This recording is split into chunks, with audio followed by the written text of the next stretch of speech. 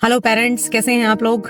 Hope so अभी तो ठीक हैं, लेकिन 10th में हमारे बच्चों का रिजल्ट आने वाला है और क्लास 11th में हमारे बच्चों को सब्जेक्ट चूज करना है। जैसे तैसे क्लास 10th तक हमारे बच्चों ने सब कुछ कर लिया अपनी चॉइस से और अपने अकॉर्डिंग। बट अब क्लास 11th में जब उनको सब्जेक्ट लेना है तो मैं आपसे रिक्वेस्ट कर रही हूँ कि उनको उनके इंटरेस्ट पे मत छोड़िए। इंटरेस्ट हमारा परमानेंट नहीं है, ये बात मैं आपको बार बार बता चुकी हूँ। इंटरेस्ट हमारा परमानेंट नहीं है, वो बदल जाएगा बच्चों का।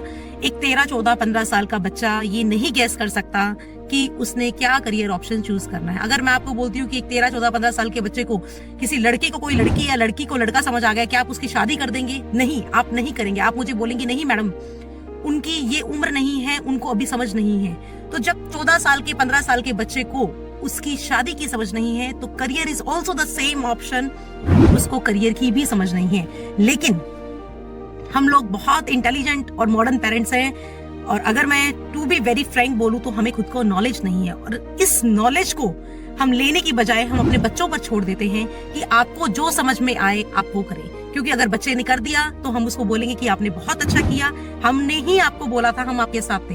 और अगर वो नहीं कर पाया तो भी हम वही बात बोलने वाले हैं कि बेटा हमने आप पे पैसा तो बहुत लगाया, हम आपके साथ तो थे, लेकिन आपने नहीं किया। लेकिन इन दोनों ही कंडीशंस में अगर आप देखेंगे तो आपने बच्चे को गाइड नहीं किया, आपने उसको उसके ऊपर छोड़ दिया। ऐसे नहीं करें प्लीज पेरेंट्स, थोड़ा सा अवेयर बने। दुनिया में बहुत टेक्नोलॉजीज चल रही हैं, बहुत चीजें चल रही हैं जिनसे आप सब्जेक्ट सिलेक्शंस एक्यूरेट कर सकते हैं। अगर आपको किसी भी तरह की हेल्प चाहिए तो स्क्रीन पर मेरा नंबर मेंशन है, आप मुझसे कांटेक्ट करें, मैं आपकी हेल्प करूंगी। But seriously I request you, बच्चों के भविष्य के साथ खिलवाड़ ना करें। भारत में वैसे ही बहुत बेरोजगारी बढ़ रही है, उन बेरोजगारी में हमारे बच्चों को शामिल ना करें प्लीज पेरेंट्स। Thank you.